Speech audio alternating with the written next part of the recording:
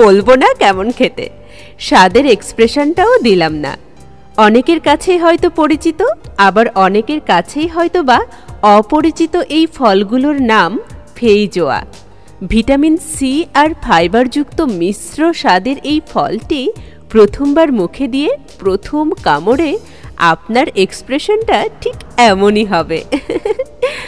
ফলগুলো আমার মতো খোসা সমেত খুব কম মানুষই খান হয়তো, কারণ ফলগুলো খাওয়ার আসল নিয়ম একদম ভেতরের অংশটুকু। এই ফেইজোয়ার উৎপত্তি দক্ষিণ আমেরিকাতে হলেও এর প্রধান উৎপাদক দেশগুলোর মধ্যে রয়েছে অস্ট্রেলিয়া, নিউজিল্যান্ড, যুক্তরাষ্ট্র এবং ইউরোপের কিছু দেশ সহ রাশিয়া ও জর্জিয়া।